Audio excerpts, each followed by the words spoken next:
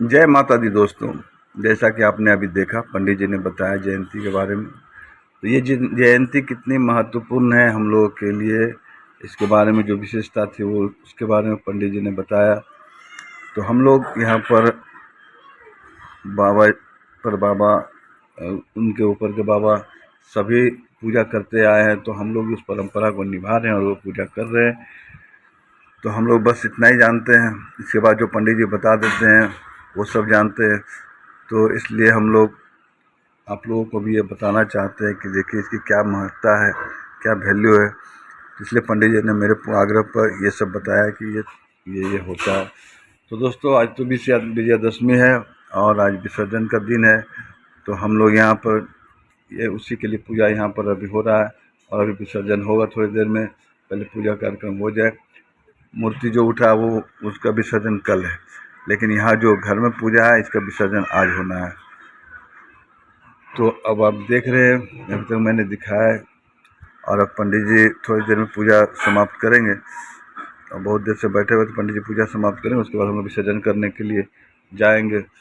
तो दोस्तों, हर साल जो हम लोग यहाँ पर आते हैं तो कुछ सीख के जाते हैं, कुछ पा के जाते हैं, लोगों से मिलन हो जाता है। जो बाहर में रहते हैं उन लोगों से भेंट हो जाती है। कोई काम के सिलसिले में बाहर में रहता है, कोई ऐसे कुछ सर्विस कर रहा है या कुछ भी कर रहा है, तो बाहर में किसी कारणवश कोई यहाँ पर रहना नहीं चाहता, गांव में तो शहर में रहता है, लेकिन पूजा के वक्त वो लोग आते हैं। दुर्गा पूजा में वो लोग आते हैं और ये बड़ी अच्छी बात है कि जब वो लोग आते हैं तो सभी एक जगह मिलते हैं और आपस में सभी की मुलाकात होती है, तो अच्छा लगता है। और ये कन्या पूजन, नौ कन्या जो पूजन है, ये आज भी हो रहा है। तो इसके लिए छोटे छोटे क्यूट क्यूट बच्चे देखिए कितने अच्छे लगते हैं। तो सभी को यहाँ पर इकट्ठा किया गया है और सभी का अभी नौ कन्या भोजन होगा। तो ये सब, ये देखिए कितने छोटे छोटे बच्चे हैं, इसमें दो मेरी बेटियाँ भी है। तो इन लोगों को सबसे पहले पैर धोया जाता है। ये देखिए पैर धोया जा रहा है और सभी बच्चे खुश होकर एंजॉय करते हैं, उन्हें बहुत अच्छा लगता है। ये सब जो होता है ये सब बहुत अच्छा लगता है, इनको लगता है क्या नयापन हो रहा है। और जब तक उधर हो रहा है तब तक मैं इधर दिखाऊँ, यहाँ आरती हो रहा है।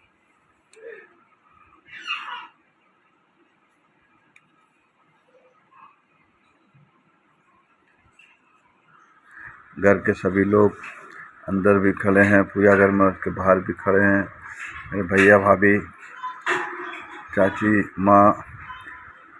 अभी पूरे लोग कुछ आए भी नहीं है, बहुत लोग, क्योंकि उधर दुर्गा पूजा भी है। उधर जहाँ मूर्ति उठा है घर से कुछ दूरी पे है, तो वहाँ के लोग भी देखते हैं। तो ये देखिए, ये जो जयंती लोग उखाड़ रहे हैं, थोड़ा थोड़ा उखाड़ेंगे सभी को, परिवार के सभी सदस्य एक एक करके थोड़ा थोड़ा करके देखिए, और सभी फिर पंडित जी के पास जमा कर देंगे। ये ज़्यादा भक्त हैं तो वो दुर्गा जी के पास हटा के फिर पंडित जी को दे रहे हैं। तो इस तरह से करके सभी इकट्ठा करके और उसके बाद वहाँ पर पंडित जी के पास जमा कर देते हैं। उसके बाद फिर क्या होता है उसे मैं बताऊंगा अभी थोड़ी देर में।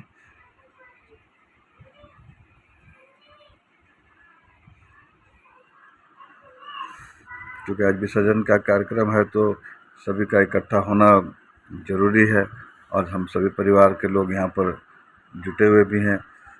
आइए, दुर्गा पूजा जहाँ मूर्ति उठा दुर्गा मंडप में हम लोग आए हुए हैं। यहाँ भी थोड़ा समय इधर उधर देना पड़ जाता है, दोनों जगह व्यवस्था संभालनी पड़ जाती है। तो दुर्गा मंडप में इस वक्त हम लोग हैं और यहाँ पर देखिए थोड़ा सा भी पूजा बाकी है। तो कुछ पूजा जो बाकी है वो सब हो जाएगा। घर में भी पूजा हो रहा है, यहाँ भी पूजा हो रहा है। दोस्तों, ये सब जो हम लोग करते हैं आपस में, सभी मूर्ति पूजा, घर में बिना मूर्ति के भी पूजा, जो भी घर का पूजा है, तो कहीं ना कहीं ये एकजुटता में लाने के लिए ये सब कार्यक्रम होता है। हम लोग घर में भी पूजा करते हैं परिवार की एकजुटता के लिए, मूर्ति पूजा करते हैं तो पूरे गांव 10-15 गांव के लोग आसपास इधर उधर सभी गांव के लोग यहाँ पर आते हैं, एकजुट होते हैं। और एक कहना बहुत गर्व की बात होगी मेरे लिए, मेरे गांव के लिए भी, कि जब ये मूर्ति यहाँ पर हम लोग उठाते हैं तो पूरे गांव के लोग यहाँ पर सम्मिलित होते हैं, चाहे वो किसी भी धर्म, किसी भी जाति, किसी भी संप्रदाय के हों, सारे लोग इसमें सहयोग करते हैं। ये बहुत ही बड़ी बात है यहाँ पर कि इतने लोग सहयोग जो करते हैं, और कहीं से भी आपको लगेगा नहीं ये किसी जाति भेद, कम से कम मेरे गांव में तो इन सब चीज़ों को मन बहुत ही महत्व रखता है।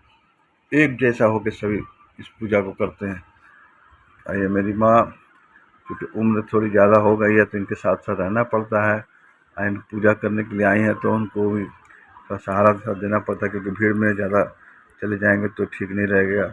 और ये घर, मेरे घर से विसर्जन का कार्यक्रम हो रहा है, तो सभी वहाँ जितने मिट्टी उट्टी पूजा के सामान, बेलपत्र वगैरह जो भी थे, जो भी 10 दिन में वहाँ पर जमा हुए थे, वो सभी का विसर्जन यहाँ पर होता है। तो ये देखिए सभी परिवार के सभी लोग यहाँ पर आए हुए हैं विसर्जन करने के लिए। तो सभी का इसमें योगदान पूरी तरह से, छोटे हो बड़े हो कोई भी हो, सभी का योगदान यहाँ पर रहता है। और ये भाई जी कुछ कह रहे हैं, छोटा भाई है मेरा। सभी का विसर्जन, सभी यहाँ पर विसर्जन के कार्यक्रम में सम्मिलित होने के लिए आए हैं।